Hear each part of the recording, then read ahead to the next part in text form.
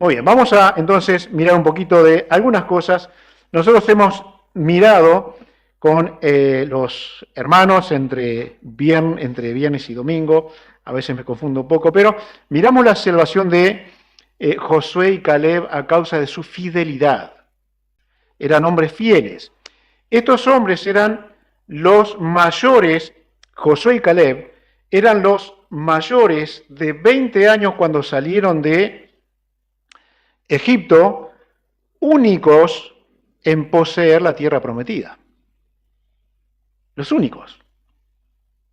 Ellos entraron con alrededor de 40 años, o salieron con alrededor de 40 años, ¿okay? O sea que duplicaban la edad cuando Dios trae un juicio. Dice, no, los mayores de 20 años no van a entrar a la tierra prometida. Y ellos estaban allí, entre esa gente que iba a ser perdida.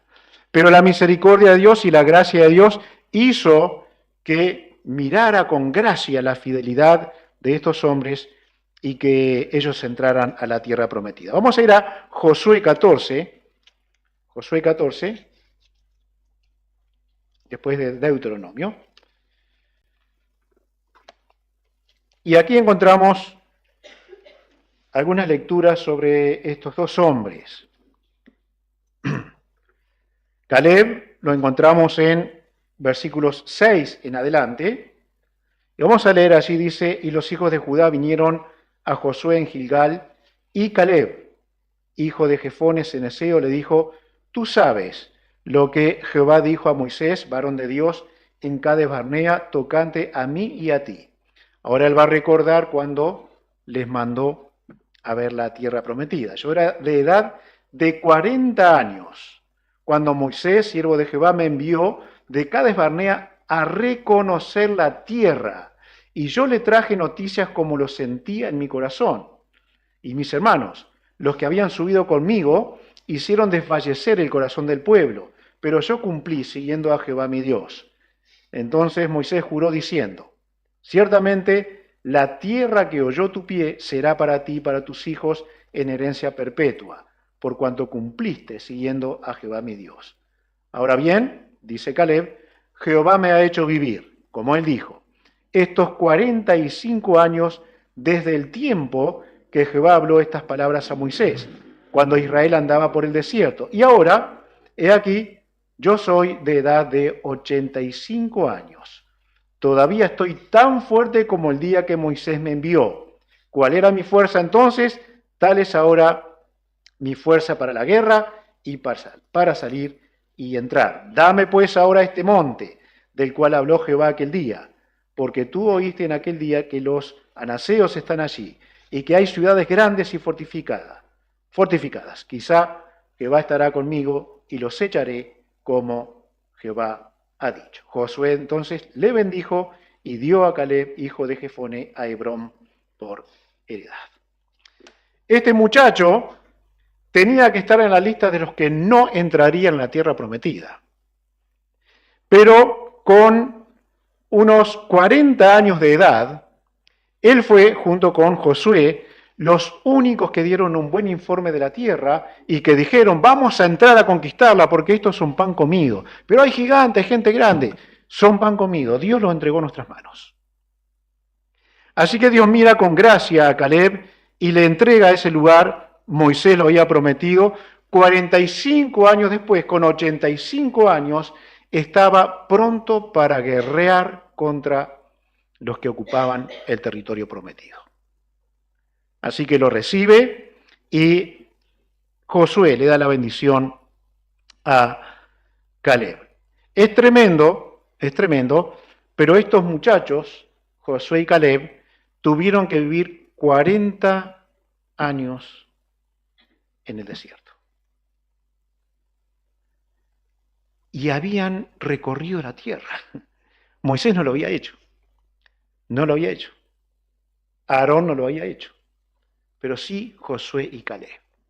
Así que podríamos imaginar por 40 años y viendo muerte y muerte y muerte bajo el juicio de Dios en el desierto, Caleb diciendo, qué linda era aquella tierra.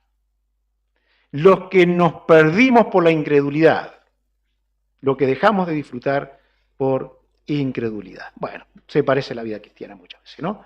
No disfrutamos lo que Dios nos ha dado porque hay alguna forma de amargura e incredulidad en nosotros. En el caso de Josué, vamos al capítulo 24 de Josué, y Josué probablemente también tenía esa edad. No hay ningún escrito que diga que Josué tenía 40 años, ¿sí? Pero sacando algunas cuentas es probable que fuese esa la edad más o menos que él entró, que sale de Egipto. Capítulo 24, versículos 14 y 15. 14 y 15. Ahora pues, temed a Jehová y servidle con integridad y en verdad, y quitad de entre vosotros los dioses a los cuales sirvieron vuestros padres al otro lado del río y en Egipto, y servid a Jehová. Lo que está diciendo Josué está ya pasando el Jordán. El desierto y Egipto fue una fuente de idolatría continua para el corazón de Israel. Se apartaban de Dios y el que se aparta de Dios se transforma inmediatamente algo en ídolo para su vida. 15. Y si mal os parece servir a Jehová, escogeos hoy a quien sirváis. Si a los dioses, a quienes sirvieron vuestros padres cuando estuvieron al otro lado del río, o a los dioses de los amorreos, en cuya tierra habitáis, pero yo y mi casa serviremos a Jehová. Bueno, si este hombre tenía la misma edad más o menos que Caleb, cuando dijo estas palabras estaba hacia el final de su vida. Lo que está haciendo en este pasaje es hablándole a los referentes de cada una de las tribus y diciéndoles un poco de historia, si leen el contexto. Josué en este momento tenía casi 110 años. Iba a morir. Lo más probable es que haya vivido entre 20 y 30 años en la tierra prometida. Pudo disfrutar de la tierra prometida, junto con Caleb, por supuesto. Ahora, este hombre, que ahora es Josué, ¿se acuerdan cómo era el nombre de antes? ¿De Josué? ¿No se acuerdan? Cuando lo llaman como uno de los príncipes de Judá. Oseas, hijo de Jefone, y Dios le cambia el nombre por Josué. Los significados son interesantes. Oseas significa Jehová salvará. Josué significa Jehová salva. Y cuando es enviado a espiar la tierra junto con 11 hombres más, allí es cuando Dios, Moisés, le cambia el nombre. ¿Qué veía Moisés? ¿Qué vería Josué? Que vamos a ver la tierra de nuestra salvación. ¿Por qué? Porque Josué, Jehová salva. Ya no es Oseas, una esperanza de futuro. Fracasó por el pecado de algunos y la tierra debió esperar 40 años más para ser conquistada, para entrar Israel en ella. El número 26, miren allí. Bueno, una cosita aquí, perdón, una cosita aquí. Josué dice algo muy interesante. Conoce el corazón de la nación. Sabe qué cosas puede ocurrir en esta nación. Si nosotros habláramos de iglesia, una iglesia local, cualquiera sea, que tenga Getsemaní ahora en septiembre, Brisa, cumple 50 años. 50 años. En el mismo tiempo, 10 años más, Getsemaní mantuvo una conducta que es reconocida. Limpieza doctrinal, que es lo que hace que la gente sea obediente a Dios. En 40 años del pueblo en el desierto, fue idolatría tras idolatría. Así que imaginemos si pasara en Getsemaní.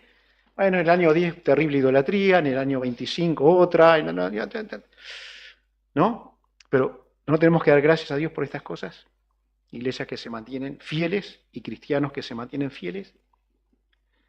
Lo que dijo Josué en el versículo 15, al final, decidan, pero yo y mi casa serviremos a Jehová. En aquel entonces las cosas eran más, como le llaman, más vertical, ¿no? Verticalazos. El que estaba arriba mandaba y todo el mundo obedecía. Y era como Dios lo había preparado a la sociedad que él quería formar. Hoy en día nosotros no convertimos a nuestros hijos, no podemos hacerlo, no cambiamos el corazón de nadie, pero sí la iglesia puede mantener una conducta que a través del tiempo se vaya viendo como una iglesia fiel. Pero todos sabemos esto. Si todos dijéramos acá, yo y mi casa serviremos a Jehová, habría muchas cosas que son distintas. Porque sería una decisión especialmente del cabeza de familia. Pero tenemos diferentes pensamientos. Podemos encerrarnos en un romanticismo amoroso en los matrimonios y en las familias que no es un ideal o es un ideal que se rompe en algún momento. Y tenemos que decir gracias a Dios, porque lo único que muestra es que somos pecadores, que somos malos. Es lo que ocurre. Así que el romanticismo no es para siempre, aunque debemos trabajar para que se mantenga. También podemos pensar en una protección extrema.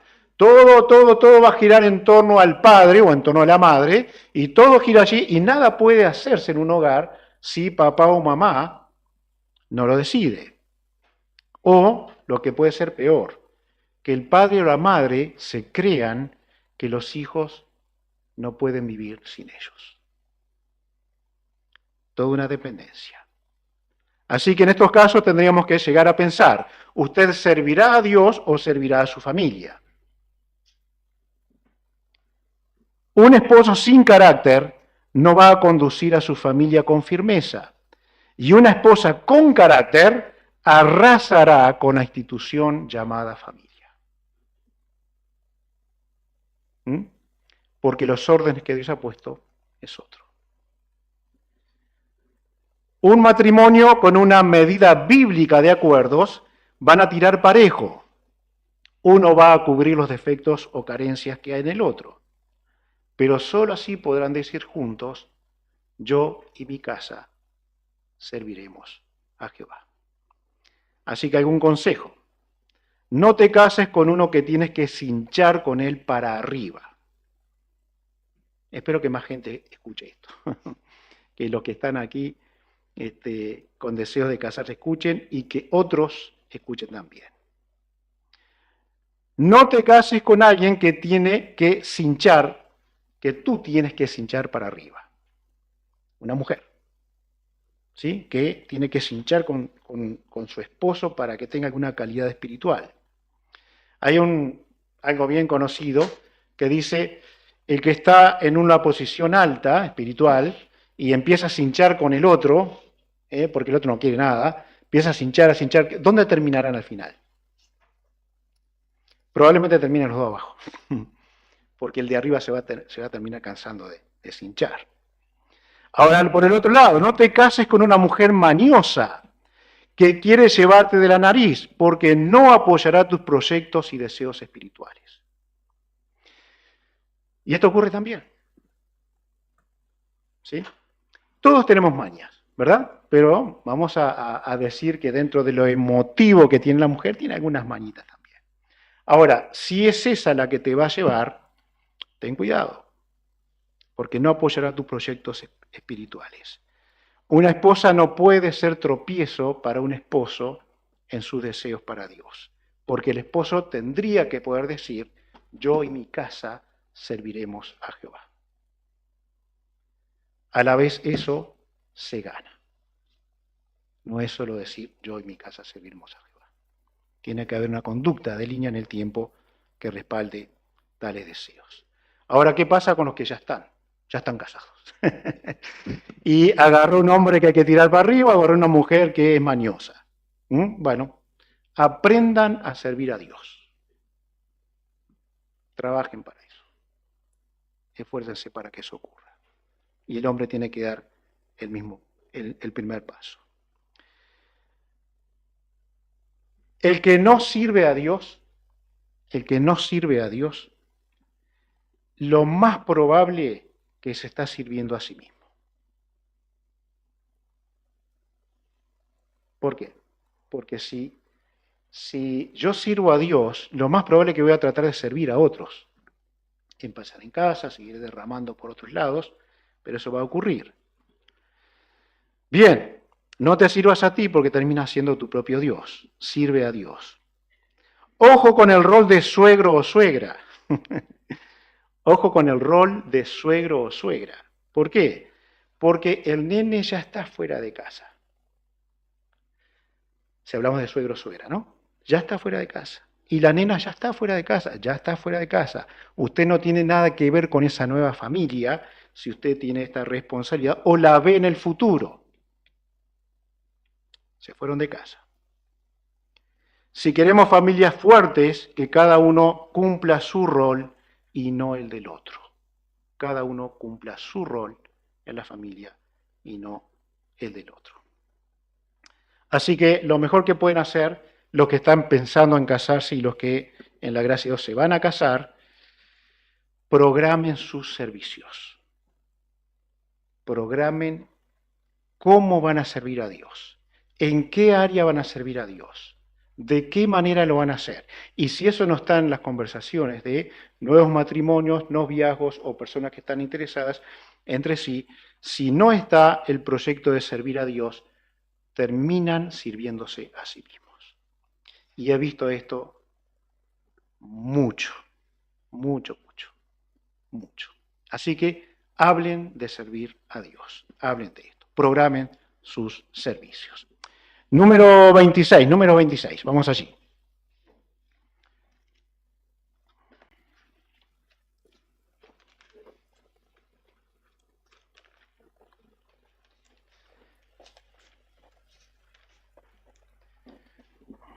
Versículos 64 y al 65, números 26, 64.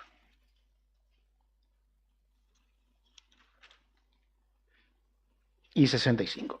Dice, y entre estos ninguno hubo de los contados por Moisés y el sacerdote Aarón, quienes contaron a los hijos de Israel en el desierto de Sinaí, porque Jehová había dicho de ellos, morirán en el desierto. Y no quedó varón de ellos, sino Caleb, hijo de Jefone, y Josué, hijo de Nun. Le cambié el padre a Josué. Era Jefone de Caleb. Bien, aquí la Biblia ratifica que, otra vez, queridos hermanos, esto no tiene que ver, aunque podamos verlo en primera manera de esta forma, que estos hombres fueron fieles porque tuvieron ganas de ser fieles. Dios en su gracia les hizo fieles.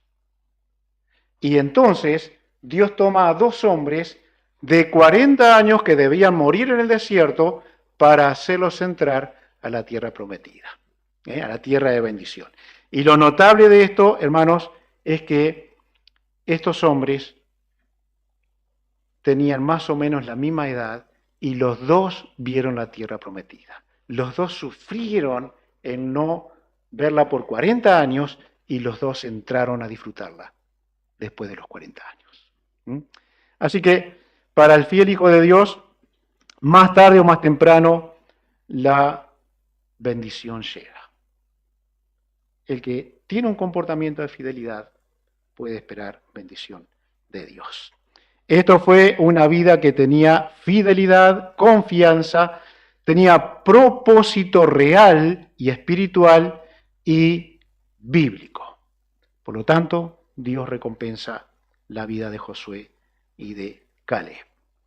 En Números 27, el siguiente pasaje, Josué es llamado por Dios a suplantar luego al paciente y buen liderazgo de Moisés.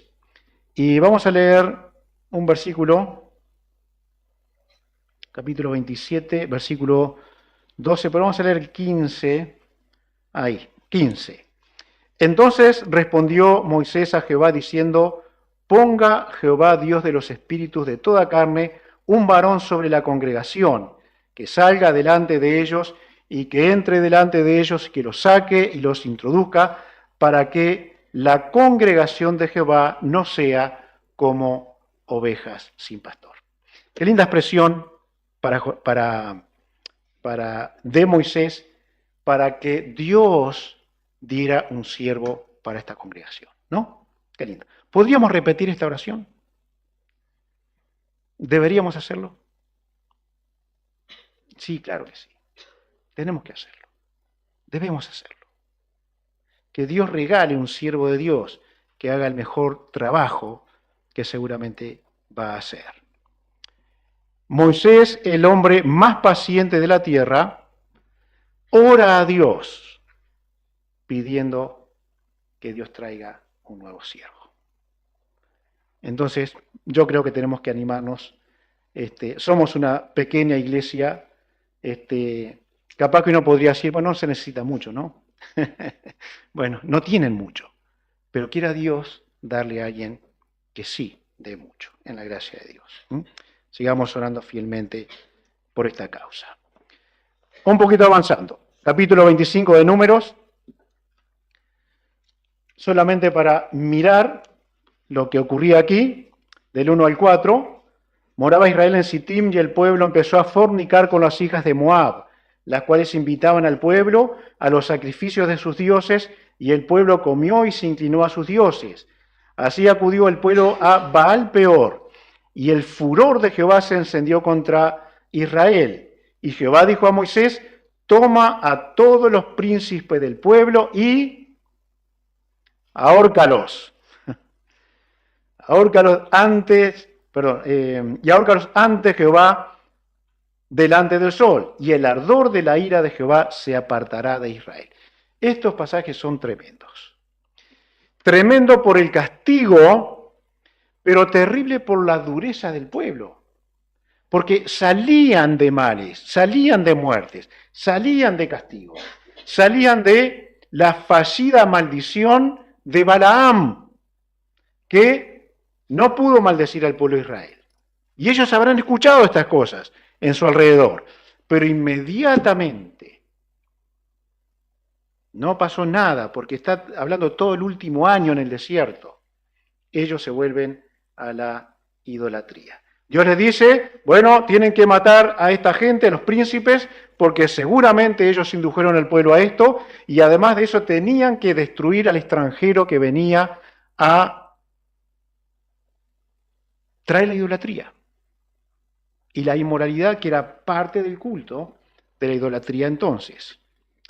Dios no quería el culto pagano. El furor de Dios se enciende, y el versículo 9 dice, y murieron de aquella mortandad 24.000 de una sola vez. Ya había pasado algo parecido. En Éxodo capítulo 32, por la adoración al becerro, murieron 23.000 personas. Y lo notable para terror de esto es que ellos cruzan el Mar Rojo. Dios está dando la ley dentro del primer año. Y ellos le dicen a Aarón, haznos dioses. Y en esa idolatría que Aarón fue cómplice, mueren 23.000 personas. Pasan 39 años, lo más lejos posible de la salida de Egipto y de aquella idolatría, pero van a entrar a la tierra prometida. Están a un paso. Y otra vez, esta nación cae en terrible idolatría. El furor de Dios hizo que haya muerte, y solo el furor de Dios se termina cuando se cumple su juicio terrible. Esto tiene que dejarnos enseñanza al pueblo de Dios. Es un llamado de Dios a que la vida del verdadero creyente no es un entretenimiento. La vida del creyente es más que la vida que llevamos diariamente, y es mucho más, seguramente lo es. La vida cristiana no es un juego, y el pasaje que hemos leído en 1 Corintios 10, 1 al 10, habla de eso. El pueblo se sentó a comer, a jugar, a ser inmoral. Eso es lo que hizo. Y Dios trajo mucho, mucho juicio. Vamos a ir a 1 Corintios capítulo 10.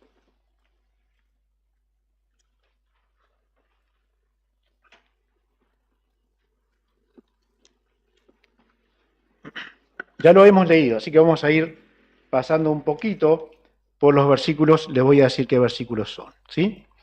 En este pasaje hay muchísimo de separación, de decisión, de pensar y desarrollar para Dios. La idolatría es condenada en este pasaje tanto como Dios la condenó en el desierto. La idolatría que puede significar trabajo, dinero, hijos, esposo, esposa, fútbol, cuerpo, cualquier manifestación que tome el lugar de Dios va a ser idolatría. Y hermanos, la idolatría se hace notoria en la vida porque cambia el parecer de la persona y cambia la mente de la persona. Cambia la mente.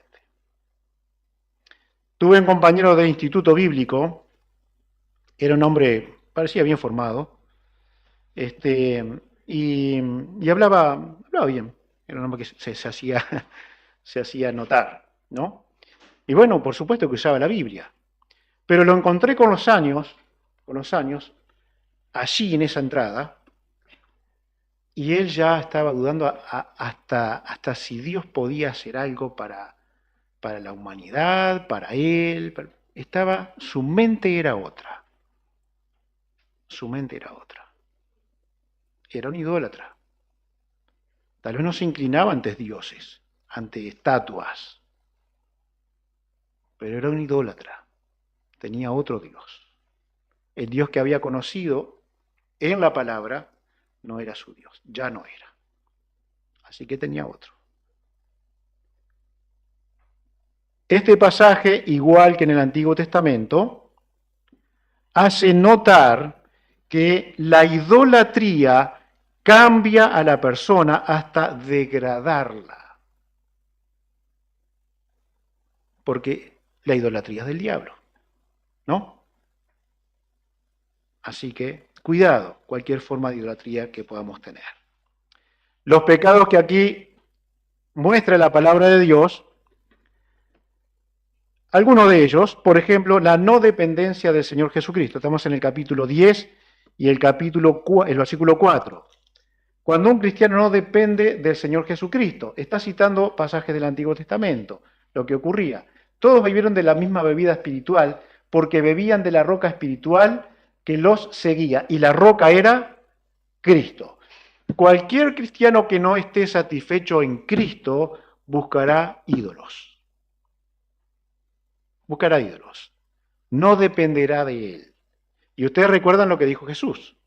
Sin mí, nada podéis hacer. Absolutamente nada. Así que reconozcamos a Jesús en nuestras vidas. El idólatra, o los pecados que muestra, es desagradar a Dios por incredulidad. Lo dice el versículo 5. De lo más de ello no se agradó Dios. No se agradó.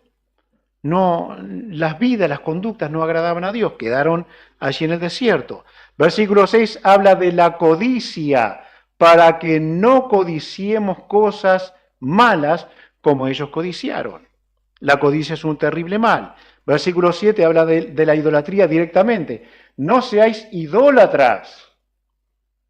Idólatras. Dice que el pueblo se puso a divertir, ¿no? Versículo 7, ¿verdad? A comer, a divertir, a jugar. Y si eso es el entretenimiento que tenemos, que parece ser la vida cristiana, es idolatría. Simplemente lo es. La fornicación, lo material y espiritual, que no se rinde a Dios, entonces puede llegar a ser tomado como fornicación espiritual. Ni forniquemos como algunos de ellos fornicaron y cayeron en un día 23.000. La referencia es, se inclinaron ante aquel becerro. fornicaron espiritualmente. Pero además de eso, el paganismo de aquel tiempo era cultos inmorales. Así que el Nuevo Testamento nos habla de esto.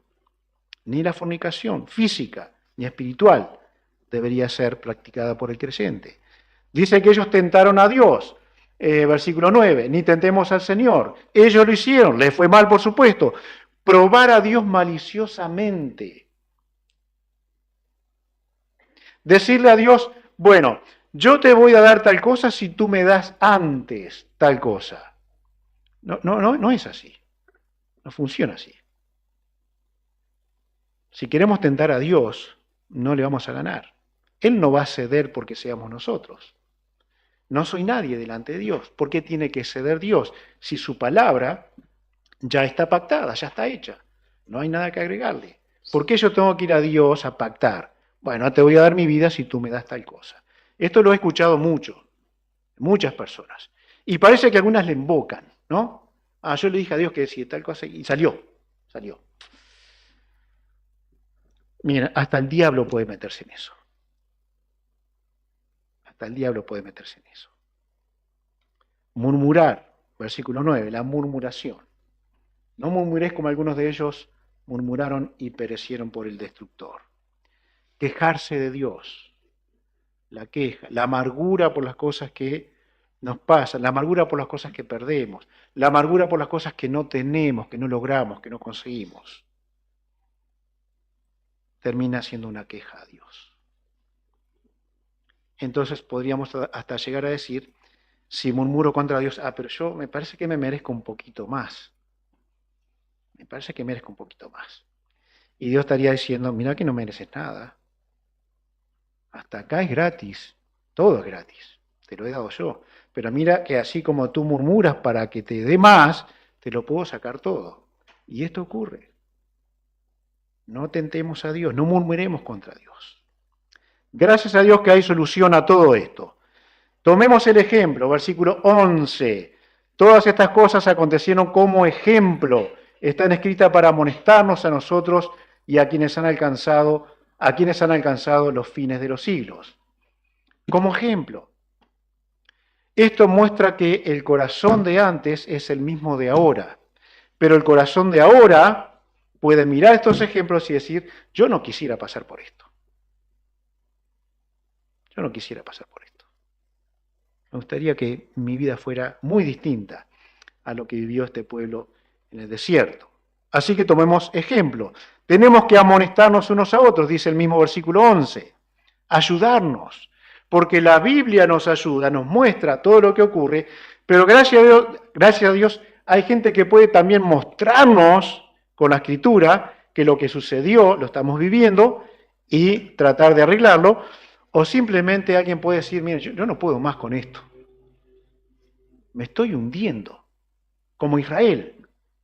¿Podrías ayudarme? ¿Podrías darme una mano? ¿Podrías amonestarme? ¿Podrías ayudarme a salir de este barro, de esta suciedad?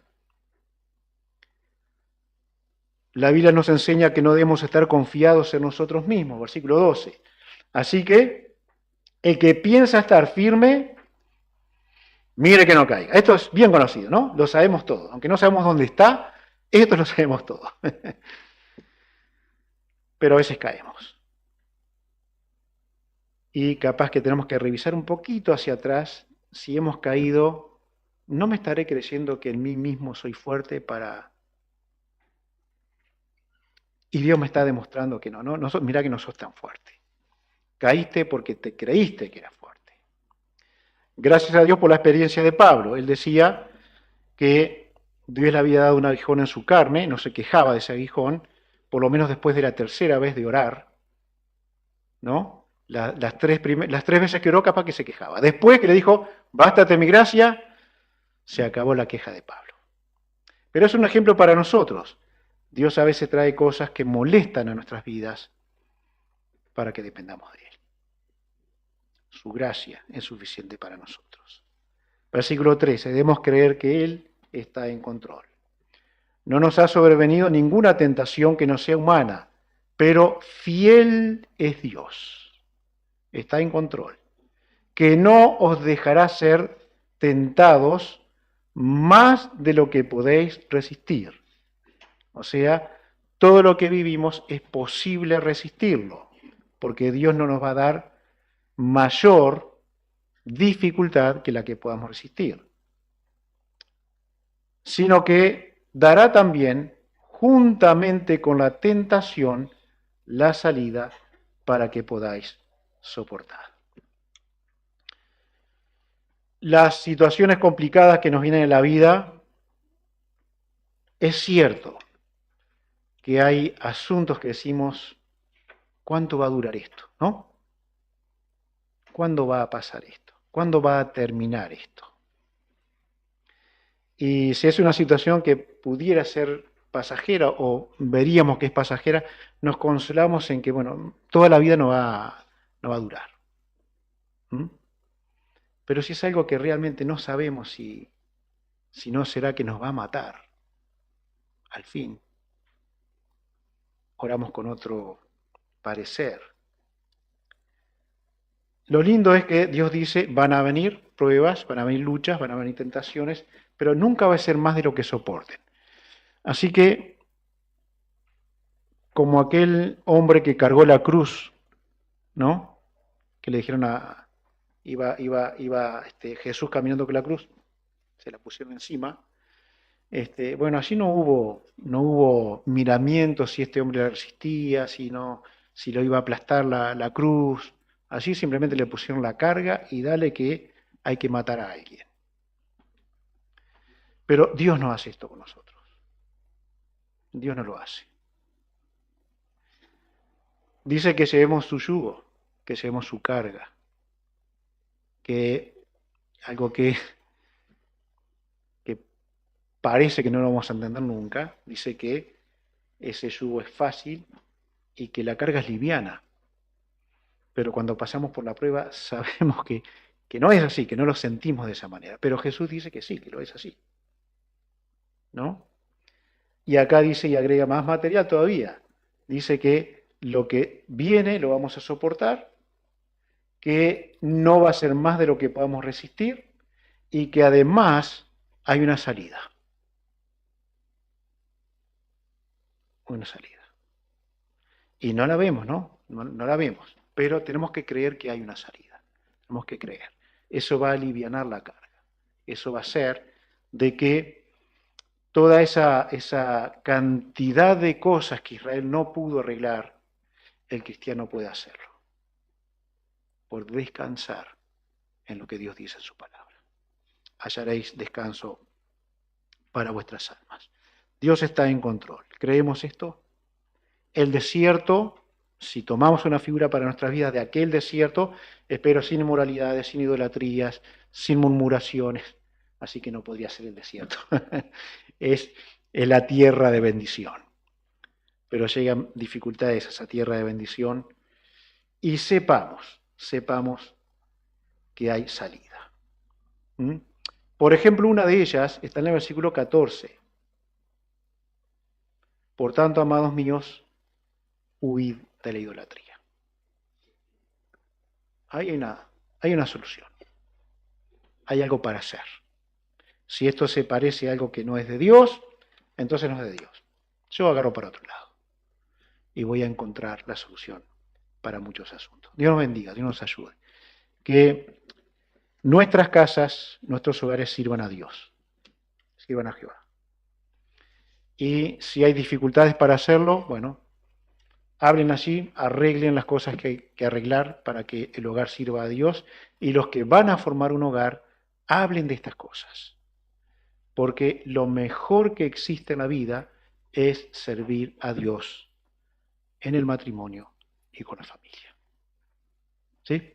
Es lo mejor. Así que hablen de esto. Si esto no está en sus conversaciones, no se casen. No se casen, porque van a tener un matrimonio muy aburrido.